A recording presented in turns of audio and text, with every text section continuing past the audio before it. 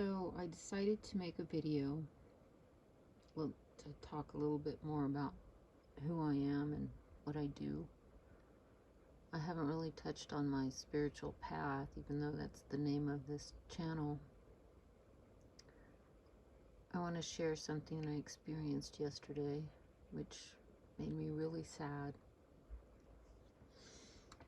But I also want to talk about what I'm preparing for today. I'm out here in National Forest and I'm gathering cedar and sage. I'll also be picking up tobacco and lavender. And I'll be heading up north to some sacred ceremonies. And I have to do over 1,000 prayers before the ceremonies begin. And I know some of the things I'll be praying about is our children, the elders, the fact that there's a lot of impoverishment around the world, a lot of homelessness, a lot of abduction of children and women and elders, people being used for slave labor and sex slaves, and just horrible things are happening around the world. And the greed of corporate America and the super wealthy, and how little they share with the commonwealth and the common people.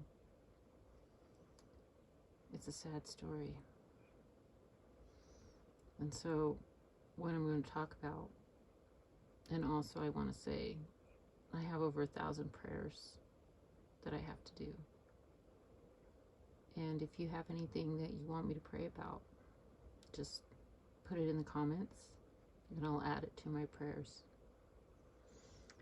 But the reason I'm writing this video or doing this video is because it's something that happened yesterday. I was actually at Walmart in Durango, Colorado, and I met this woman, very strong woman. But what was going on shocked me. I noticed that she was in her car. I went there a couple times and she was in her car. So I went over there and I asked her if she needed any help with anything. And because I could tell she was in her car all day, I went there back and forth a couple times and there she was. She said, "Oh, no, I'm fine. I'm just waiting here for friends." And I'm driving around in my RV, and I decided to stay there that night at the Walmart parking lot. And she stayed there, and I was a little concerned because she was an elderly woman. So I went over to talk to her, and I offered her, to feed her, but she said, no, I'm fine. I offered her, finally, she had some ice cold water, which she did take. And I offered her ice and that she can come in my RV and take a shower or come in and cool off because I had my air conditioning going. And she was quite, well, I guess in a way stubborn. But I don't think it was stubborn. I think she was a very proud woman, very strong. She said if she goes in my RV and cools down, then she'll want that every day. But as it is, she says she gets accustomed to this weather. So that, she's used to it. And we're talking 96 degrees weather that day. And I was very concerned for her. So I was talking to her about how she got into the situation. And she shared it with me, and it was a really sad story. And what's even worse is it's happening across our country, the United States. This woman was 93 years old. And when I looked into her eyes, she reminded me of my grandmother. And I just could not imagine my grandmother in that situation, living in a car at 93 years old, at 96 degree weather outside. And so I was really concerned about her, and I told her I was very concerned if there's anything I could do to help her. But she was really strong and said, no, no, I'm fine, I'm fine. And I offered her, whatever I can do. And she was like, no, no, I'm fine. I have money. I can go and get the things I need. And I was like, well, how did you get into this situation? And do you have any family that can help? And she stated that basically she outlived all of her family. At 93 years old, she even outlived her son and everybody in her family. So she was pretty much in this world by herself. And I told her, I even invited her on this journey I'm going on, but she declined. What she told me, though, what happened to get her in this situation, is she had been living in this place, I believe it's called Red Cliff Apartments, and she had been living there, and the rent was reasonable. She didn't own, she was renting, and she's beyond retirement, but she says she does have money saved up, and money, I guess, from a retirement.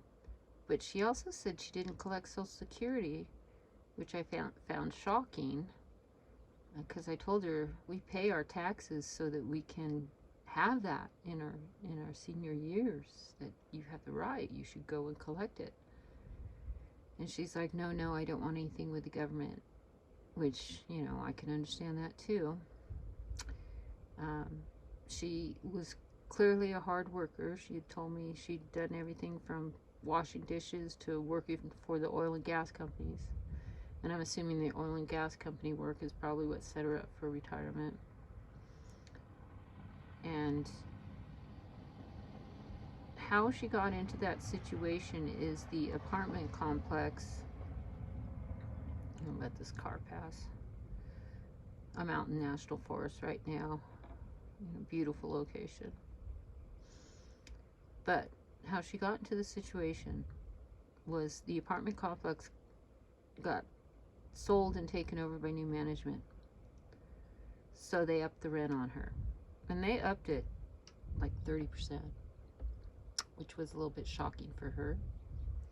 But she went ahead and paid it, stayed where she was, figured it's better to be there than out on the streets. And, yes, I can agree with that.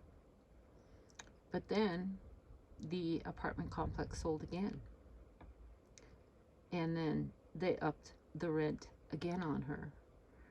In fact, they more than doubled the rent that she had been paying initially. And so she got upset. And she refused to pay that much rent because that took a lot of her money away. And I asked her, well, they have programs that can help you, like pay part of your rent, or, help you in some way. Have you looked into that? She said, no, no, no, I don't trust the government at all. If I do that, they'll want to know my savings, my retirement, my everything that I have, and they try to attach to it and take it away. So no, I will not go through the government. And I can relate, I can understand, So she said that she was fine financially, but she just refuses to pay the rent because they had more than doubled it on her, and it took a big chunk of money. So she's apparently been in this car for 2 months now, which 2 months, June, July, are probably the two hottest months coming, July and August. I mean, when I talked to her, it was 96 degrees outside, and I just felt like, oh, please come into my RV. I've got the cooler going. You can cool down. She's like, no, no, I can't get used to that. I have to get used to where I'm at. And she was a very wise woman, too, and strong. Oh, my God, she was so strong, you could just tell that, she's like, I'd rather camp out in my car than pay these outrageous rents that they're trying to charge me. I think we can all relate to that across America. But the situation is, I said, what happened? And she said they evicted her. The police came and evicted her, a 93-year-old woman. They made her leave her place where she was living, her shelter. And to me, that's just crazy. That's just ludicrous. The woman is 93 years old, and they kicked her out in the streets. And this is Durango, Colorado. And I was just like, how can they do this kind of stuff?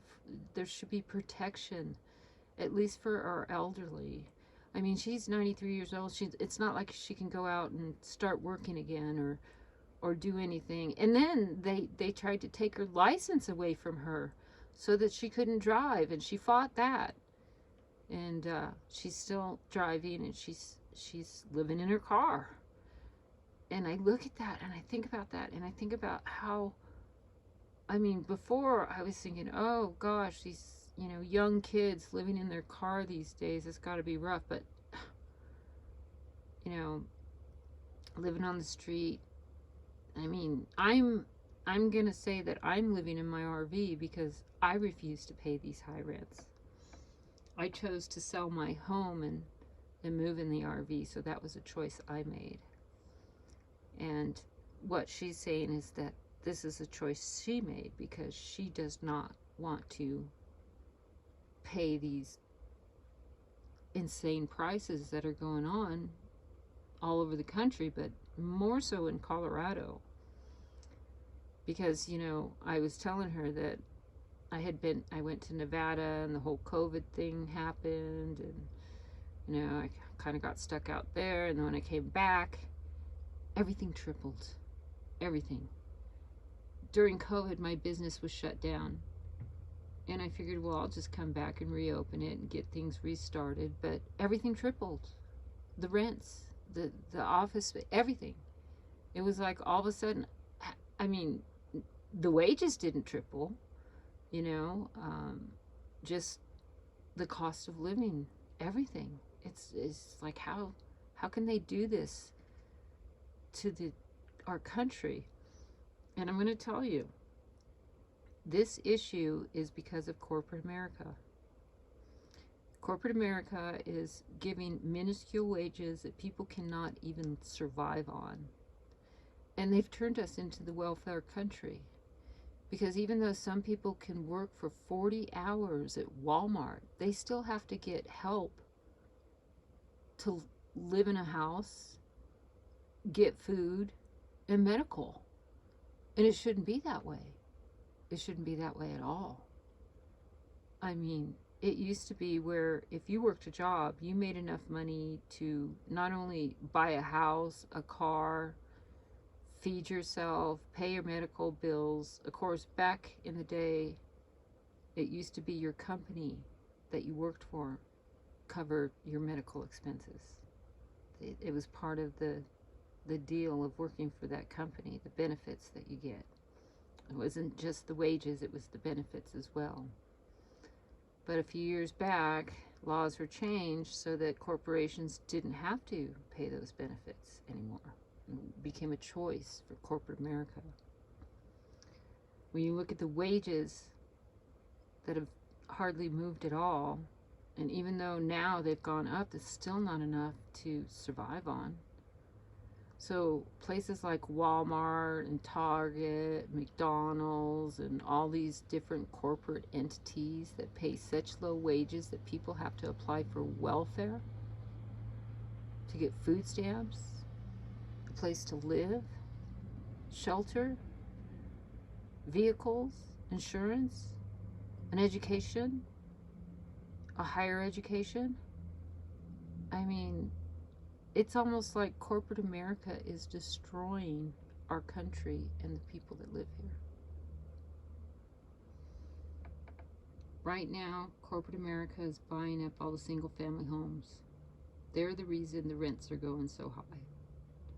They pay minuscule wages. They've bought up the properties. and they charge more than what people can afford. And what is our government doing about it? Absolutely nothing. And I'm looking around as I travel, and I see so much impoverishment.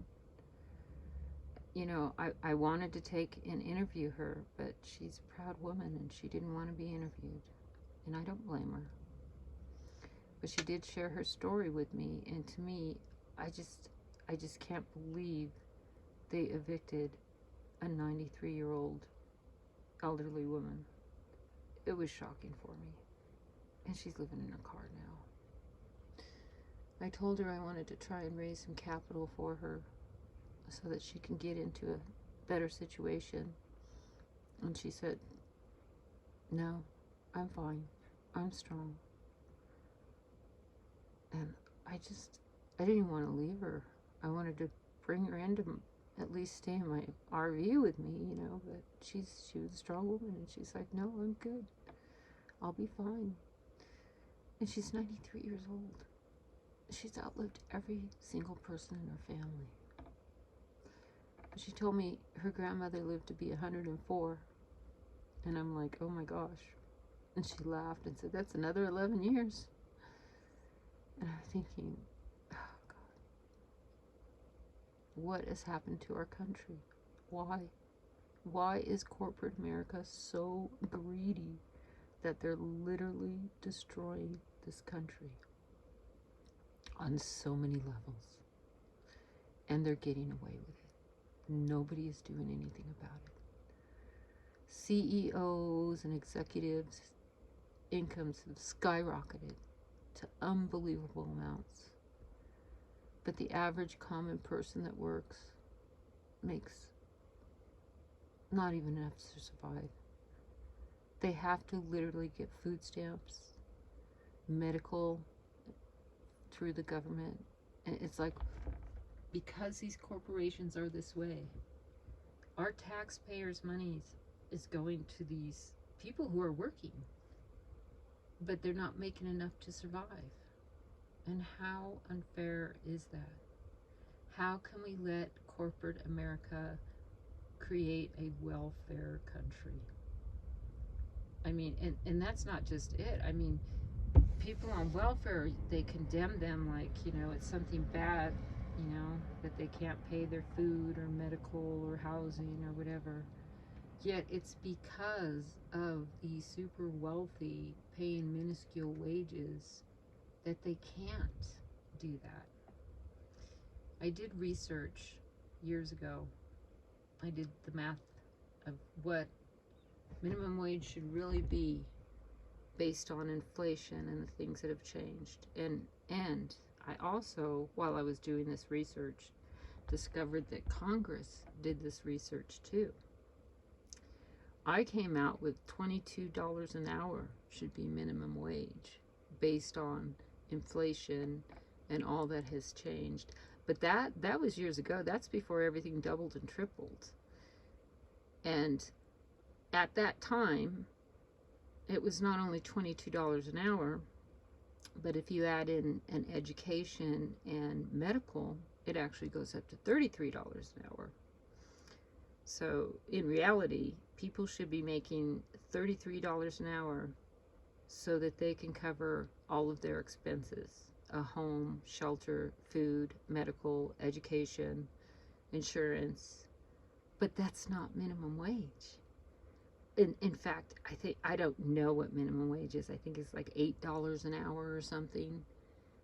And these people who are making these laws for this type of minimum wage, I think they should be living on that. I think they should live on $8 an hour and see how rough that is. I know people who are working 2 jobs and are still struggling.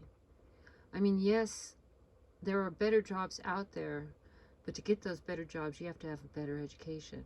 And to get that better education, you have to have the money to pay for that better education. And it's like, it's as if, I don't know whether to think this is being intentionally done. But if you look at the overall of the last 30 years, that wages haven't moved, yet corporate America has expanded so much, and the CEOs and the executives all have just beyond belief millions of dollars they're making every year, but yet they pay their employees so little. The people who help them to make that money. I mean, it's close to slave labor, if you think about it. It's almost like what they're doing. And they keep raising the prices and raising the rents. And I've never really been a renter. I've rented like twice in my life, and I hated it. I swear I never would again. So I've pretty much either owned my home, or now I'm in an RV because I like the fact that I could travel and have adventures and still have all of my needs. My RV I have is fully self-contained, so I have a generator, so I could, you know, basically shower, cook, you know, sleep, and all my necessities. I could turn my generator on and put the cooling system on, you know. I have a benefit by that. But it is expensive too, and the RV, I don't know, it's almost like a constant maintenance, and I didn't expect that either. I didn't expect for constant maintenance with this thing. It's like one thing after another. It's like, oh my gosh, I'm almost at a point where I'm ready to sell the RV and get back into a place.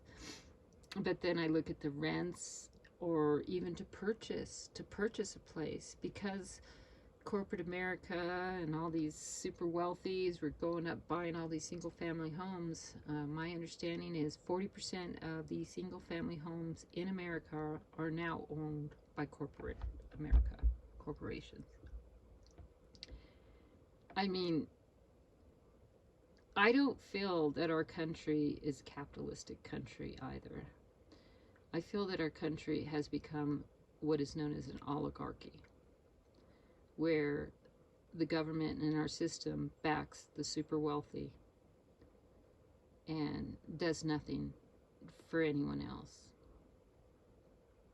I mean, yeah, they may have these programs to help people, but these programs, apparently if you sign up for them, you know, you have to show all of your income and show anything, and then the system, you know, decides if you qualify. I'll use my mom as an example.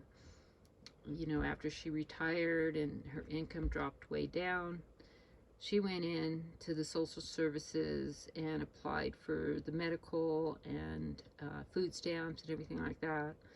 And she actually had retirement and Social Security, and they told her, basically, after she filled out all the paperwork, did everything, that her income was too high, and she got $15 a month in food stamps, and she was just like, oh my god, that was a waste of time and energy. And you know, I mean, she has her medical benefits, I think, both from her retirement as well as, you know, I guess part of what Social Security is. Anyways, between her Social Security and her retirement, she was really only bringing in about $1,400 a month, which is not a lot to live on today. In fact, I don't even think you can get a place to rent for that amount. But luckily, she had her own home, and it was reasonably priced.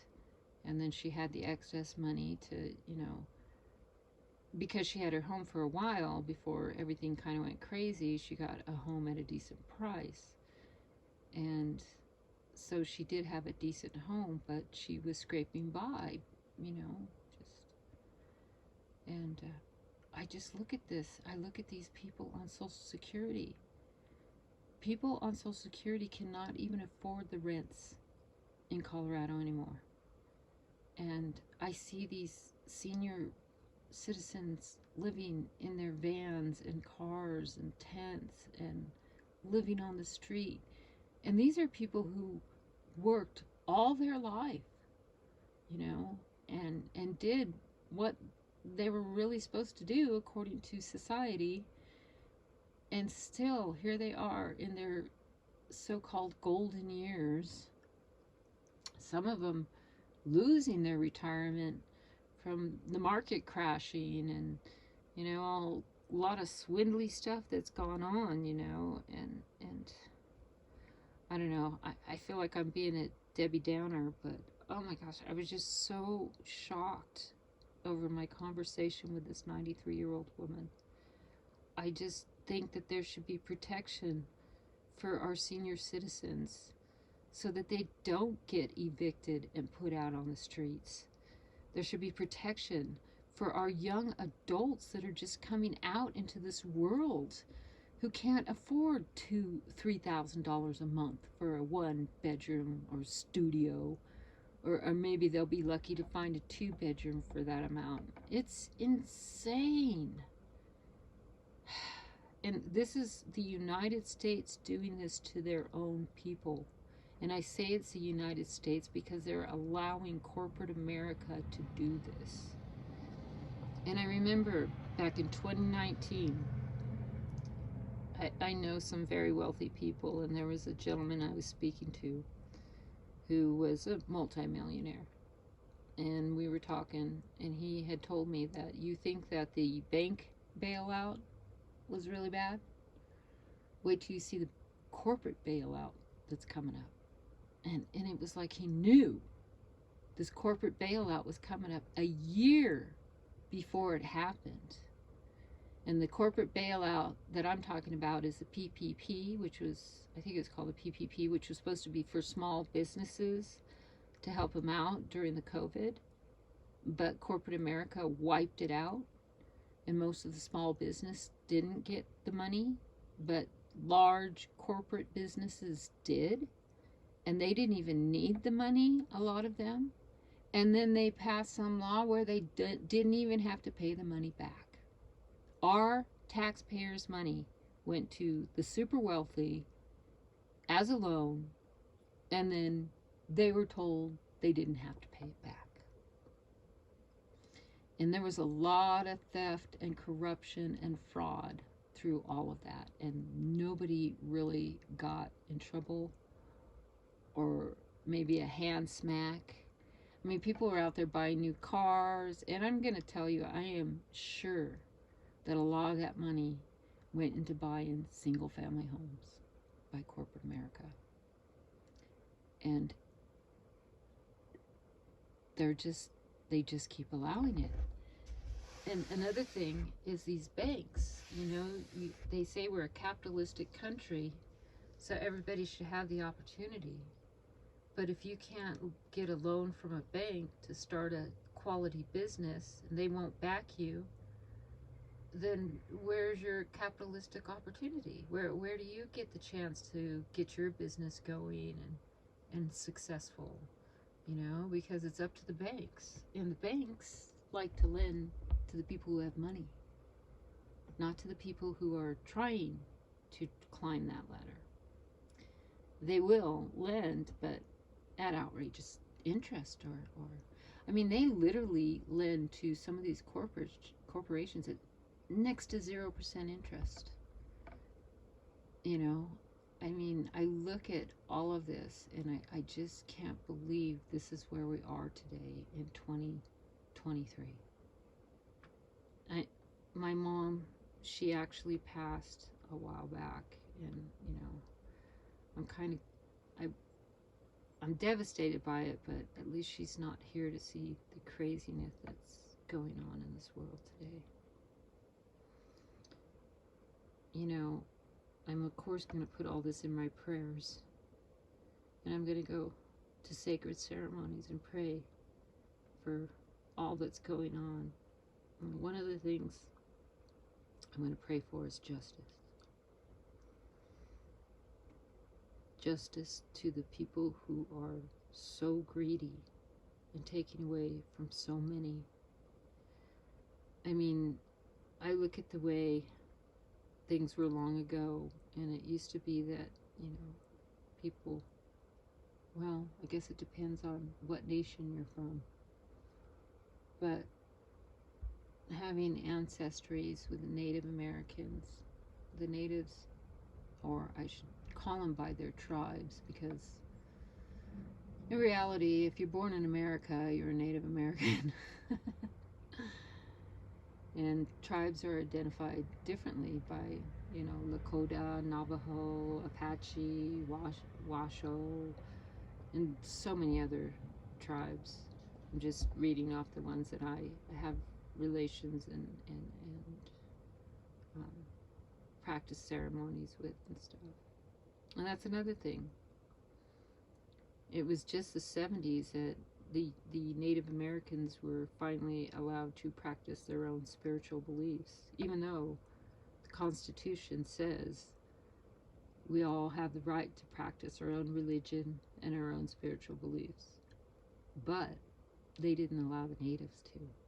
In fact, they made it criminal for the natives to practice their belief, which in itself is criminal.